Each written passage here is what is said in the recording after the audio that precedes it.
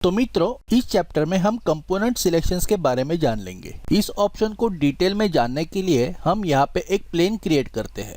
Create मेनू में से polygon primitives पे क्लिक करें, फिर यहाँ से प्लेन को सिलेक्ट करें। अब हम स्केल टूल के मदद से इसे थोड़ा स्केल अप करते हैं और वायर फ्रेम से सॉलिड शेड में स्विच होते हैं और शो में से हम ग्रिड को ऑफ करते हैं ताकि हम प्लेन को पूरी तरह से साफ देख सके। माया में बना हर एक ज्योमेट्री ऑब्जेक्ट ज्योमेट्री डेटा के छोटे छोटे हिस्सों से बना रहता है, जिन्हें हम कंपोनेंट्स कहते हैं। ऑब्जेक्ट मोड में अगर हम मैनिपुलेटर्स को मॉडिफाई करते हैं तो ये पूरे ऑब्जेक्ट पे प्रभाव डालता है, और कंपोनेंट मोड में हम एक्चुअल कंपोनेंट्स को मैनिपुलेट कर सकते हैं जिनसे हमारा ऑब्जेक्ट बना हुआ रहता है। जब हम किसी ऑब्जेक्ट को मॉडिफाई करते हैं तो वो सारे कंपोनेंट्स एक साथ मॉडिफाई हो जाते हैं, और कंपोनेंट मोड में हम इंडिविजुअल कंपोनेंट को मैनिपुलेट कर ऑब्जेक्ट को मॉडिफाई कर सकते हैं। कंपोनेंट मोड और ऑब्जेक्ट मोड में स्विच होने के लिए हमें कीबोर्ड पे से फंक्शन 8 की को प्रेस करना है। इसके अलावा हम स्टेटस लाइन के मदद से भी कंपोनेंट मोड सिलेक्ट कर सकते हैं। यहाँ पे दिए हुए आइकॉन्स पे क्लिक कर हम कंपोनेंट टाइप चेंज कर सकते हैं। जैसे वर्टिसेस को एडिट करने के लिए पॉइंट कंपोनेंट पे क्लिक करें और फेसेस को एडिट करने के लिए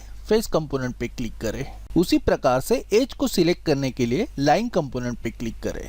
F9, F10, F11 और F12 ये सारे वर्टेक्स, एज, फेस और यूवी इन कंपोनेंट्स को सिलेक्ट करने के शॉर्टकट्स है। बार बार स्टेटस लाइन पे जाके कंपोनेंट सिलेक्ट करने अलावा हम यहाँ पे मार्किंग मेनूज का भी उपयोग कर सकते हैं। सिलेक्टेड ऑब्जेक्ट पे राइट माउस बटन क्लिक करें। ऐसे करते ही यहाँ पे मार्किंग मेनूज अपीयर हो जाएंगे। अभी यहाँ से भी हम ऑब्जेक्ट के कंपोनेंट सिलेक्ट कर सकते हैं, जैसे कि मैंने यहाँ पे एज सिलेक्ट कर लिया है।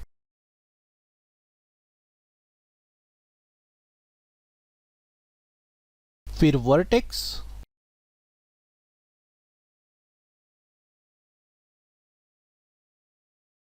और फिर फेस। अगर आपको इस तरीके से भी कंपोनेंट सिलेक्ट करने में दिक्कत आ रही है तो हमें माया में इससे भी आसान तरीका दिया गया है।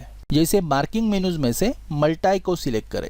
मल्टाई कंपोनेंट सिलेक्शन मोड सिलेक्ट करने से हमें एज, फेस और वर्टिसेस सहज तरीके से सिलेक्ट कर लेने की सुविधा उपलब्ध हो जाती है, क्योंकि इस मोड पे ऑब्जेक्ट पे जहां पे हम अपना माउस कर्सर ले जाते हैं वहां पे उस विशिष्ट कंपोनेंट को हाईलाइट होते हुए हम देख सकते हैं, जिसे हम चाहे तो माउस के लेफ्ट क्लिक से सिलेक्ट भी कर सकते हैं।